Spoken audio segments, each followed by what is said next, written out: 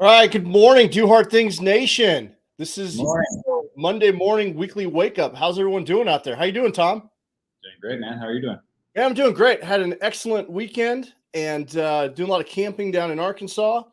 Not gonna lie, a little tired this morning because just of all the activities this weekend and trying to rush to get back. And then we had like a friend dinner last night, and so I started off like, okay, I just got to play. I feel like I'm a little behind. I got to play catch up and do Right, some of course.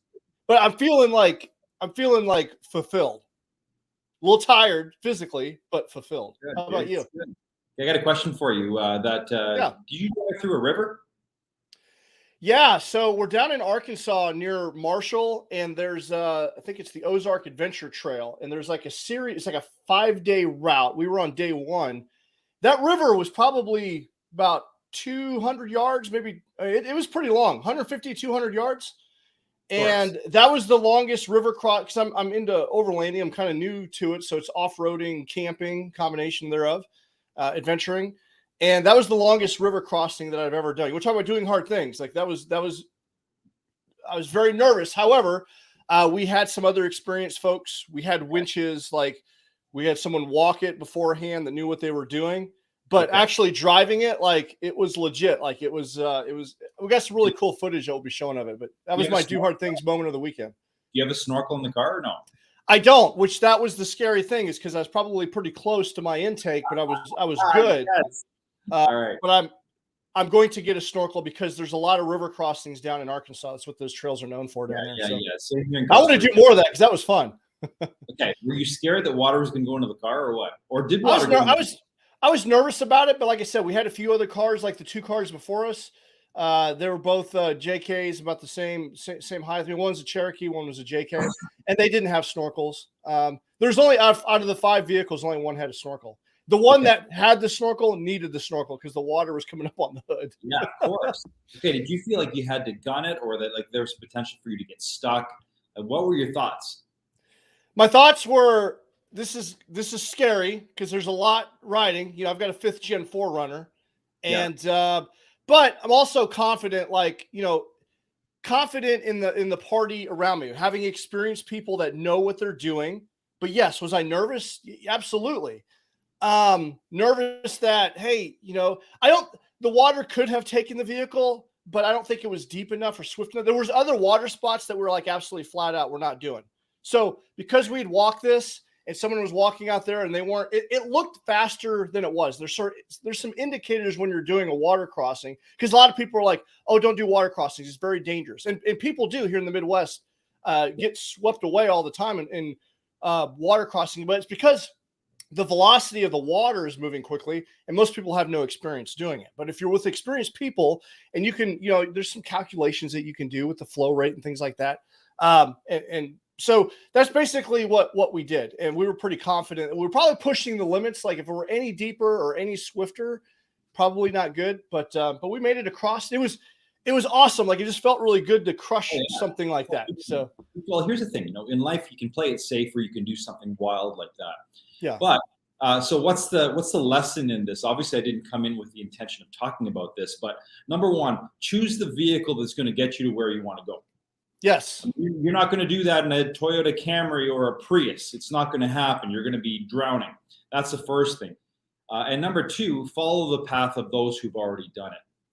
I mean, I don't think you would have done this without potentially seeing somebody do this first, right? And say, okay, it's doable. Or hearing that, don't worry, you've got this. It's not a big deal. People do this all the time. It's not a big deal. Otherwise, you wouldn't consider it. So those are the two take homes, the two lessons from you know, your weekend was. I saw the pictures. That was scary stuff. Yeah, it was incredible. It was awesome. But like I said, very fulfilling. And you hit the nail on the head. I am building out my vehicle to do more of this.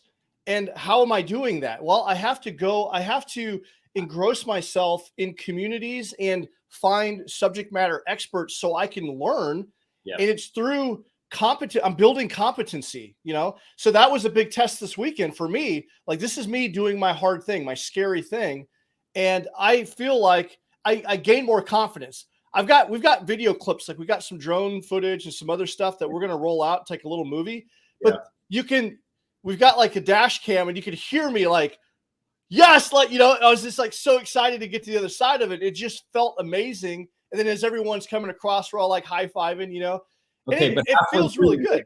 you saying, "Oh shit, am I gonna make it? Ah, damn, why did we do none of that?" No. I didn't say that externally, but inside I was nervous. I was not gonna lie, I was nervous, Right. but doing a risk assessment right beforehand, before we do anything like that, we had people there that were knowledgeable. We had winches ready. We had, when you do something like that, you're going to make sure that the windows are down and that you're not buckled in. Right? There's precautions that you take before you do something like this. Got it. Okay. And it's like anything in life, anything that's and I think that we need to do things that scare us a little bit. I think that's part of the human experience. We need more of that, and it feels really good. And so, yeah, so it was amazing. You don't think it's a good idea to just stay in your house and do nothing and just live a very safe life? You don't think that's important? That is an option for people that many people are taking. And I would ask, how's it working for you? So, okay, I see your shirt. It says Goal Crusher. Is there anything? Yeah. Lacey just made these this weekend. Wow. Goal Crusher. So these are going to be live on the Do Hard Things Apparel site. And she surprised me with this last night. She gave one to another friend. And we're just like, oh, this is awesome. Because she got it because we're talking about the Forge being a goal crushing community. And I'm telling you, I put the shirt on this morning because I'm like, you know what? This is my focus of the week. I got some goals I got to crush. And it sounds silly, but wearing something like this, I just feel like I'm going to go into this week and it gives me a little bit more like. Oh, yeah. And people don't realize this. Let me ask you a question, okay? What do you do for a living? How do you identify yourself? Somebody says, hey, what do you do? What do you say? I'm a certified high performance coach, and I'm still in the Army. So I'm still an officer in the Army. I'm a engineer officer. So those are the two hats that I wear as far as what I do. Okay. So I'm retired. So what do you do? Like when people ask you, what do you do? I'm gone from owning a gym. I'm gone from teaching classes and being a school teacher. So, what do I say? What's my identity? Yeah. Right. Retired. What does the stay-at-home dad say? I'm a stay-at-home dad. What does the unemployed person say? I'm unemployed. Like, everyone's got an identity. And the whole point I'm trying to make here is, what do I say? I say I'm an entrepreneur. I'm a business owner. I got nothing else. That sounds a lot more like on offense versus I'm just retired and I'm just hanging out to dry, just doing my thing in Costa Rica. Oh yeah, there's a different connotation with both those titles. It's totally different. Just imagine saying this. Somebody comes up to you and says, "So, what do you do for a living?" I'm a goal crusher. You have to say it like that because Lacey's like, you can't just say goal crusher. Goal crusher. Like she's I'm walking around the house this morning. She's like, goal crusher, goal crusher. This is funny. Like, yeah, we're gonna crush the week. But there's a point in this. Somebody says, I could be a business owner, but just imagine somebody comes over to me. I know this sounds cocky, okay? But just imagine you totally adopted this in your life. Somebody says, what do you do for a living? I'm a money-making machine. And you actually applied that to your life. You would be looking for opportunities everywhere. You would take a business opportunity and max it out. The whole point is, so many people have this identity that is not empowering. It's not on offense. All right. I've always said this, as much as I used to be a school teacher, as much as I was a business owner, I always said this: I'm an athlete. I always identified myself with, I'm an athlete. And I'll tell you right now, the moment you identify yourself with that kind of thing, whether you're an athlete or not, if I'm an athlete, it means I'm going to train every day. If I'm an athlete, I'm going to eat properly every day. If I'm an athlete, I'm going to compete and try to be better. Absolutely. Right? If you say, hey, listen, I'm God's gift to women, and walk around, you're going to strut in a different way. So here's the thing. How many people actually choose to empower themselves with a belief or an identity that's actually empowering, that's on offense, and what can that do for you? Yeah, it completely changes your mindset and how you approach life. Like, as I have coached people in the health and wellness space, I tell people, like, especially those that are like, I'm struggling, a yo-yo diet, I'm trying to lose 10 pounds, I'm trying to fit in a certain size, I'm trying these different workouts, they're just not working.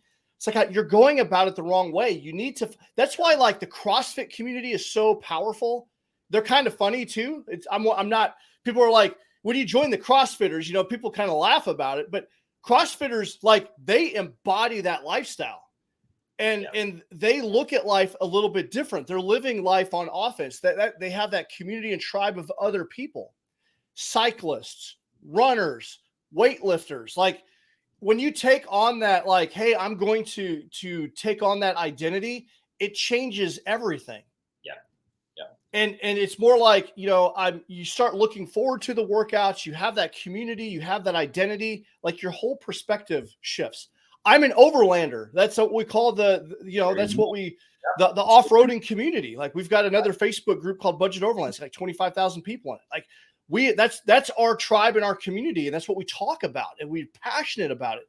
Yeah. And so, so what are you? I think that's that is good, because that title that you have, that identity you have, like I'm just retired or I'm just a stay-at-home mom. Garbage. Yeah, garbage. I'll tell you right now, Jay, I've got a gym full of equipment. I mean, I work out at home.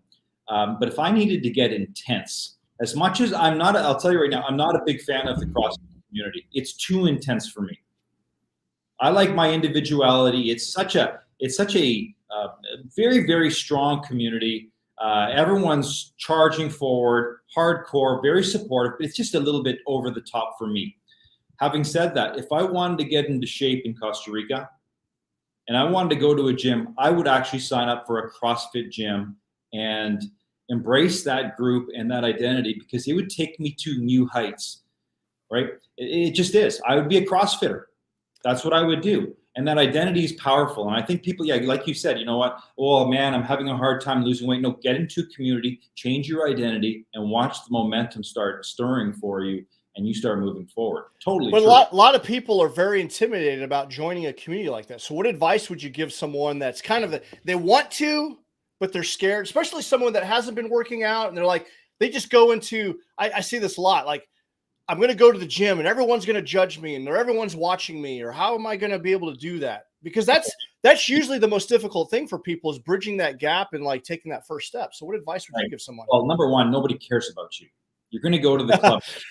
They don't care about your business. You care about your business. They care about setting their personal bests. You're in the way. But there are going to be some instructors who say, I can help you. I can get you better. You are at the very bottom of this because you're new to it, and your learning curve is going to be really high. Obviously you got to pay for that coaching, and that's fine. It makes sense to pay for the coaching. You've got a huge learning curve, and I know you feel uncomfortable, a little awkward here, but we're going to take you to new heights. And I would go with their word and just go with their belief and say, okay, I believe you. I trust you. I'm going to do it. And who cares about what other people think? Because the benefits, once that learning curve takes off and you actually start getting better, stronger, feeling a part of the group, people are going to high five you. Or you can dip your toes in the water and pull them out, dip your toes in the water, pull them out, and never fully immerse and quit like so many people do. You want to learn something, you want to come to Costa Rica and learn Spanish, you fully immerse in a Spanish-speaking community. Otherwise, you're poking Spanish with a stick. You will never learn it. You want to get into a community like CrossFit, you immerse totally. You jump all into the deep end, and then you make it happen. You don't swim by yourself. There's going to be people around you helping you with a life jacket or whatever. Fully immerse, all in. So many people dabble. There's dabblers in life. And there's not, you should dabble a little bit when you're trying to find something. If you're missing something, you don't have the identity, you need to try different things. But like you said, try to go into it, like choose something, hire a coach and mentor, get involved in a community, give yourself, like, just go all in for a bit and see how it feels for you. And if that's not for you, then go something else. But a lot of people, like you said, people will go into like they want to start a fitness routine. There's a personal trainer there, but it's going to cost me $150 a month. It's going to cost me $200 a month. You're already looking at it wrong. It's not a cost. It's an investment. It's an investment in yourself. And when you start looking at these things as investing in yourself versus it's just another cost on the ledger, just another bill to pay, that's going to change your complete focus and mindset altogether. Yeah. People ask all the time, hey, Jay, what's the cost to work with you? I cringe every time. It's not about me. It's about investing in yourself. And it's like that with any type of mentorship or coaching or anything like that. Anytime that you do anything, it's investment in self. Yeah. If I signed on with you and I knew I could, let's say it was a business goal, and I could quadruple my income by working with you. And I could almost guarantee that you'd have the information and the knowledge that I could quadruple my income.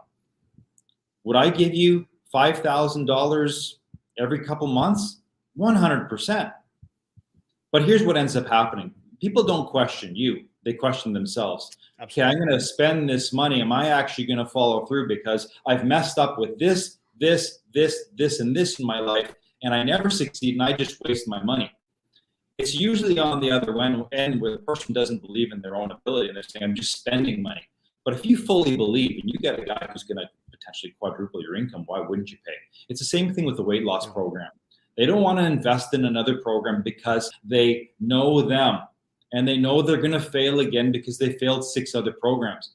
And that's where you just got to say, no, I'm going to make this investment, and I'm all in. I'm going to fully immerse myself, and I'm going to do everything Jay tells me to, and then let the chips fall where they may, and I'm going to learn and course correct along the way. And really what you're doing is you're shortening the knowledge gap, because anytime that you take on a new endeavor, like you can try to learn things on your own, and you can do all the studying, and you can do all that, but you're going to make mistakes along the way. When you're hiring a mentor or a coach in whatever field, whether it's personal finance or health and wellness or performance coaching, you're taking that knowledge gap and you're shortening it up significantly. Oh, yeah. And you're going to achieve your goal a hell of a lot faster.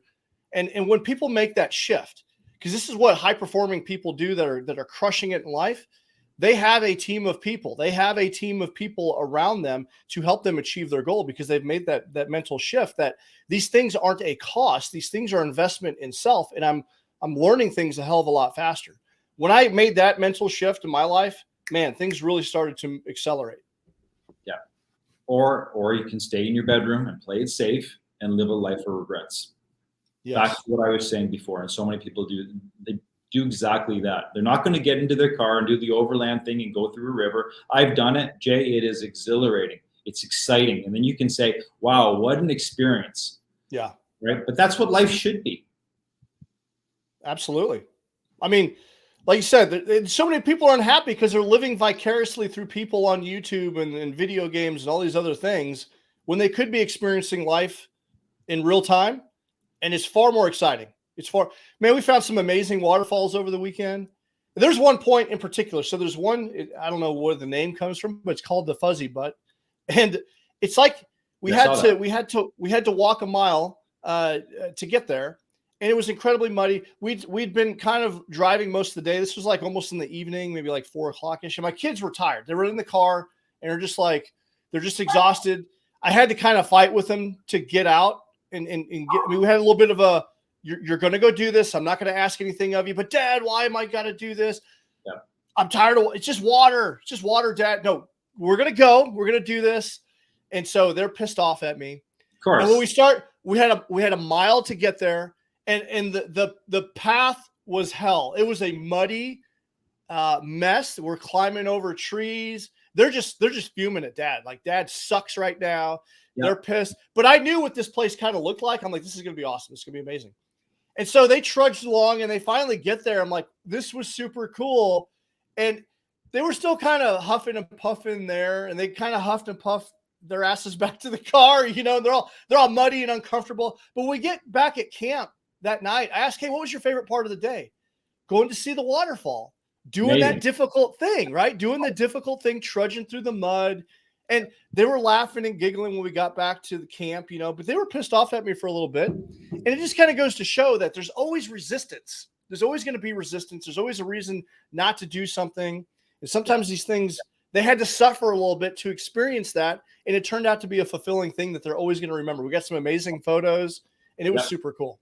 So, oh, yeah. I mean, and that's what life's about, right? Experiencing that kind of stuff. Or you can do what so many people do. And this is going to come across so offensively because, I mean, sports are a big deal in American culture. Or you can put on your Dallas Cowboys shirt because you belong. Trust me, the Cowboys team does not give a shit about you other than the fact that you're watching their shows and buying their tickets for their games. Put on your I'm the Dallas Cowboys. No, you're not. You're wearing a Dallas Cowboys shirt. And you got somebody else's name on the back of your jersey. and you go to the stadium, or you're eating nachos while they're playing in the Super Bowl, if the Cowboys ever get to the Super Bowl again, and eating nachos while they're performing, and you're a Dallas Cowboy, and you're going to live through Jerry Jones and his organization and feel like a stud all your life because you belong to the Cowboys. It's actually kind of pathetic. And I told myself, you're pissing people off. They're just people leaving the call right now. People, if I ever see my son wear a man's jersey on a name on his back other than his own, I'm going to have a word or two with him. He already knows. We've got a running joke that that's the way it is, right? I've got his name on the back of my jersey, believe it or not. We went to a party. I was wearing a basketball jersey. It was his name, same last name. That's a different story. But how many people live through their stars? How many people live through Arnold Schwarzenegger, Sylvester Stallone back in the 80s and 90s? It's brutal. I was having a conversation last week about athletes and like who do you look up to in that space, you know? Of course. And I'm like, you know, I think about like, you know, being a St. Louis Cardinals, Mark McGuire. I love cycling, Lance Armstrong. I'm in the Army, David Petraeus. Every one of those guys fell from grace. Like we put these people up on a pedestal, and every one of them, like they're just human. They're screw-ups. We're all screw-ups. But I remember the first time, like, I can't believe Mark McGuire did that. Lance Armstrong, are you kidding me? David Petraeus? Really? Like, dude, so I'm like, you gotta be cautious about putting people up on a pedestal. Oh, I know. And then you've got the situation where the kid says, my hero is my mom or my dad. Okay, now here's the thing. Are your actions warranting that heroism? Are you the best dad that you can be? I mean, and that's, I've always tried to be. My dad was my superhero until I was 7 years old, and I realized he was a bum. And it's kind of like, shit, I want to be exactly opposite of what he's like. All right. But initially you think, okay, he's a superhero until they find out more about you. And they're like, oh man, dad's actually not very good at all. He's a very mediocre man. Or you can say, hey, here's my identity. I'm super dad. Yeah. Like I take on all comers. I work my ass off. I achieve. And then your kids kind of look at you going, you know what, man, dad's a beast. Yeah. Get into your own arena. Win in your own arena. Get in your own arena. They need to see you win. That's the best way that you can teach your kids is through winning yourself. And being a parent's tough, man. Especially now that mine are teenagers. I guess they're starting to see that dad's not nearly as cool or as exciting as I was when they were 5. I know, but I'll tell you what. 5-6 years from now, they're going to say dad's actually pretty cool and amazing. But what I think a lot of parents tend to do is they say, never mind me. It's all about my kids. I'm going to put my kid on a pedestal and I'm going to support them like crazy. And I'm going to bring them to hockey and soccer and tennis and piano and swimming and ballet. And then all of a sudden the kid becomes self-centered. They don't see their mom or dad win. And that's actually the exact opposite of what you should be doing. You got to lead by example. Yeah. There's a lot of people that fall into that there's this thing now that's happening where there's not as many play dates and like, you got to get the kids involved in every single thing.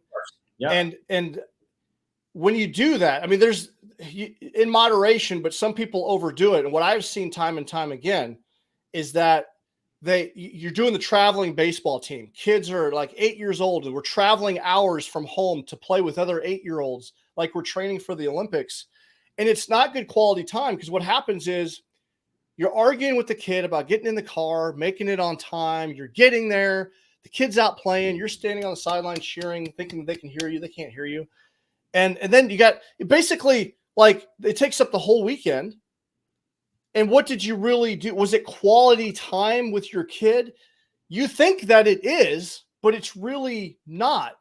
And when you push like super hard, like there's parents that are like, we're going to do every single game. We're on multiple teams. And then when they get to high school, they absolutely hate the sport because they're so burnt out on it. And they miss out on the scholarship because they don't even want to play anymore. Yeah. And they start to resent you and they reject you. Yeah. You got to be very careful with that. And there's a lot of parents that are living vicariously through their kids. And I'll tell you right now, Jay, this is just my opinion. I'll tell you, 25 years of school teaching, 25 years of teaching thousands of students. many of which are elite kids playing hockey, baseball, basketball, football, whatever it is. The kids who were elite, 9 times out of 10, the kids who were elite but the parents weren't, always fail. 9 times out of 10, they will fail and they will go on to very regular lives. 9 times out of 10, if the parent is a high achiever and the kid is also a high achiever, and that kid sees their parent achieving, those kids go on to skyrocket. That's the difference between leadership and succumbing to your kids' desires and putting them all in the elite stuff. 9 times out of 10, if the parent isn't leading, no matter how talented that kid is, he will fail. Based on my experience, 25 years of it. Why do you think that is? Leadership. I mean, this is your parent in the home that you're growing up with. They watch you all the time. They listen to what you say and they follow your actions. The apple doesn't fall too far from the tree. 9 times out of 10. They will be like their parents almost always. Again, 25 years, thousands of kids. This is usually the case. Yeah, that's powerful stuff. Yeah, show me your parents and I'll tell you what you're going to turn out to be. It was funny. I had this name in my head of this one kid that I taught. I failed him. I was one of the teachers that failed 2 kids back in grade 8. And one actually ended up repeating. The other one went on due to special privileges. He ended up going because he found this bridge program. I looked up both of those kids to see where they ended up. Trust me, I'm rooting for them. I really like both of them. One of them, he's invisible. I don't think he's living the life that he should. Shitty household upbringing. Not much happened. The other one ended up becoming somewhat successful, right? Both had shitty parent upbringings and they just weren't going to succeed in the first place. It's just the way it is. And then you've got kids with some challenges and some great parents and they end up being okay. Yeah. It comes down to leadership as a parent. So again, back to your identity. Are you a goal crusher? Do your kids see you as a goal crusher? You're going to approach life very differently. Identity is huge. I know it's just a word, but it's massive. If a parent is listening to this and they can identify with, man, I'm really pushing my kids hard. They're going to be elite, but they're not quite crushing it. What advice would you give them? How do you motivate someone to change that perspective in their life and make that mental shift for themselves? You ask me. You ask me. Yeah. I would pick a passion or something that I'm going to focus on and I'm going to show them. I'm going to lead the way. Hey, Johnny, watch this. I know you're doing amazing things and I've got your back and I'm going to support you, but I'm doing something as well. I'm crushing it just like you. You know what they're going to say? Yeah, Dad. Yeah. And they're watching you. And when you crush it, it's kind of like, you see what we're all about? This is what our family's all about. We crush goals. We kick ass. We do things versus them kind of feeling alone like, shit, Dad didn't deliver. Yeah. Yeah. Because they see that. Hold my beer, watch this. I don't think you can do that with kids. Oh, yeah, yeah. So that's excellent points. I think that's gold. You know, that's if you really need to be engaged. What is your passions in life and what are you truly engaged with? And are your kids watching you win? Because they need to see you win for sure.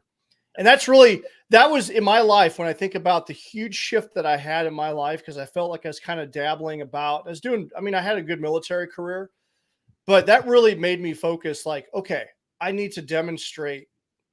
I need to finish up my degree. I need to do these things. That really made me like focus on like, okay, I'm going to I was kind of thinking about transitioning to become an officer in the Army. And I did it. I'm like, I just want to demonstrate, you know, this is what I perceive success to be. They don't have to follow my footsteps, but I want them to see that I am, you know, living life on offense, that I'm doing what I can to lead by example the best that I can. Do I get it right all the time? No.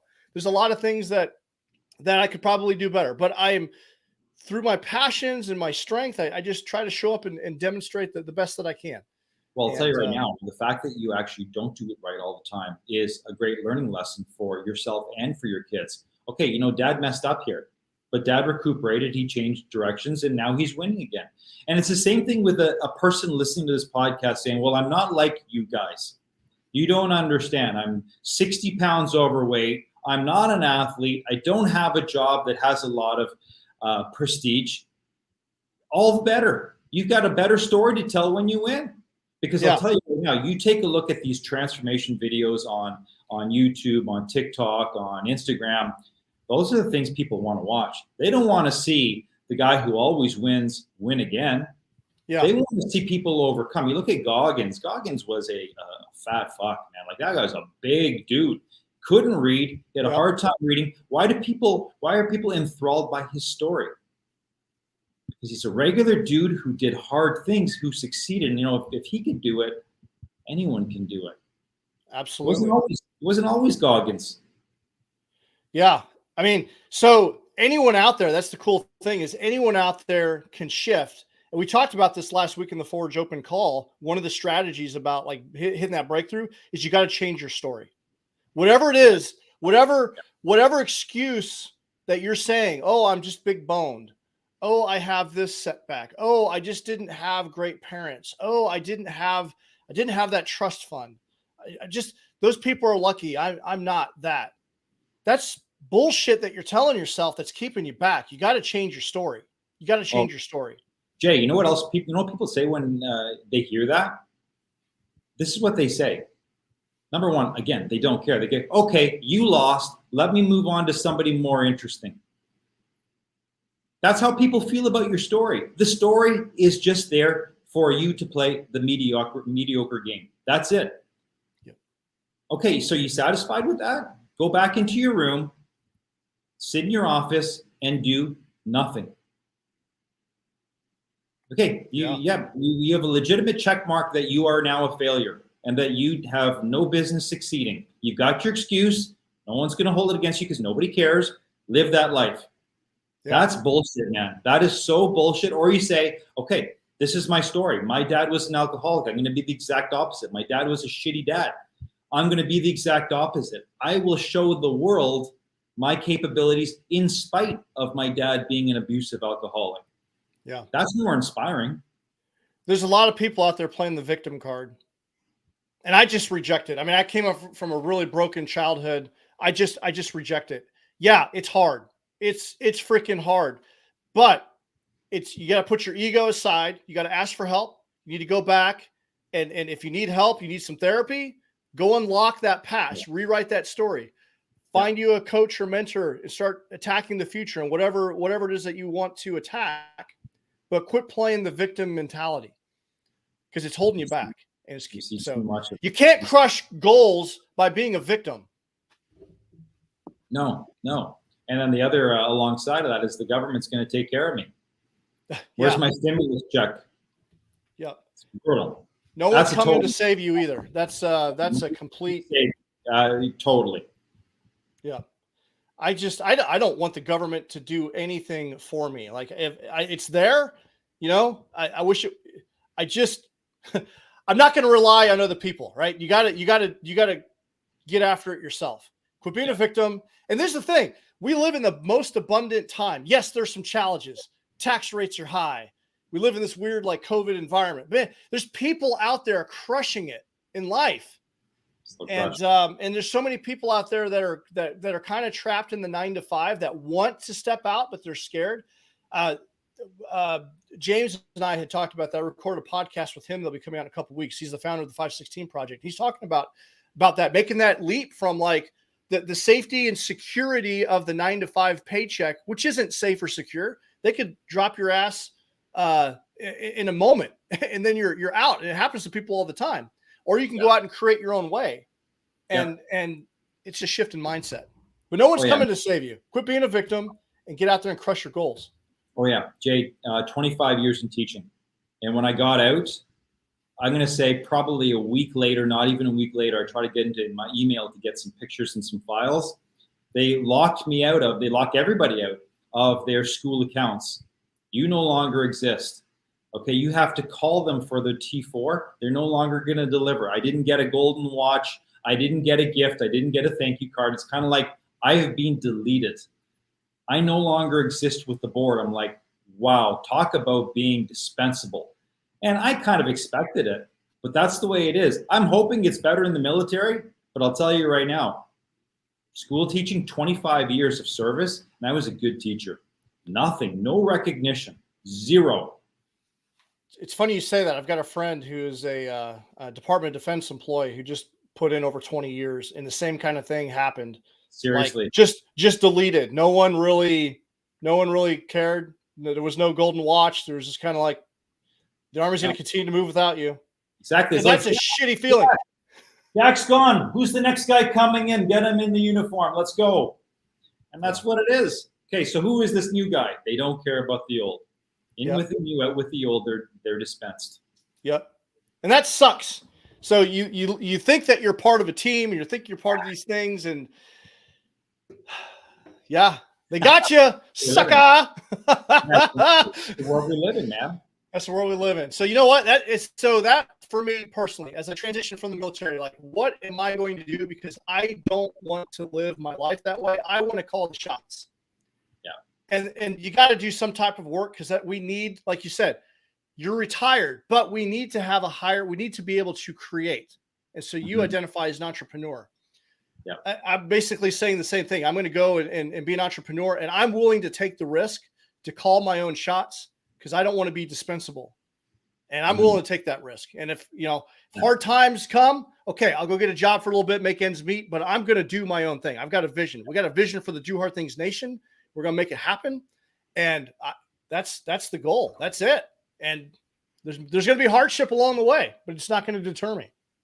And we're going to become goal crushers. We're all goal crushers. Love the shirt. And you got the little flag beneath it, right? Yep. Yes. It's there. It's there. Do hard things. Goal crusher. I love it. It's so we got some goals to crush this week. Hey, we're at 36 minutes, brother. And speaking of goals, I got to get on my day job. But man, I love these Monday morning wake ups. I love starting on firm footing. I'm getting motivated and excited to crush the week. And any final thoughts before we call it a day? Just let's crush it. Seize the day. Make it happen. That's it. Let's crush it. So if you want to grab your shirt, you can go to dohardthingsapparel.com. We also have the Forge. We had an open house last week. We're going to do it again next week, right, Tom? Yep. Next week, 6:30 Central Standard Time. We'll create an event around that. So what is the Forge? The Forge is our elite mastermind group where we have a community of like-minded people that are doing just that. We're crushing goals. No more excuses. We're getting after it. We hold one another accountable.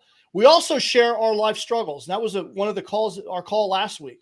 A lot of people just having a space where we can trust one another to lean in on each other and help each other out. And it feels good to be a part of a tribe like that. So if you're interested in that, reach out. We can get you some details. But we're going to have an open house. We started the basically 6 strategies for your next breakthrough. Yep. We covered 1 through 3 last week. If you didn't catch it, that will be on the podcast this Wednesday. And then we're going to do the next 3 next week. So. All right. Aside from that, brother, man, I love starting off the week with you, Tom. And I hope you have a kick-ass week. You too, brother. Take care. Everyone else out there, go crush your goals. Do hard things. We'll see you soon.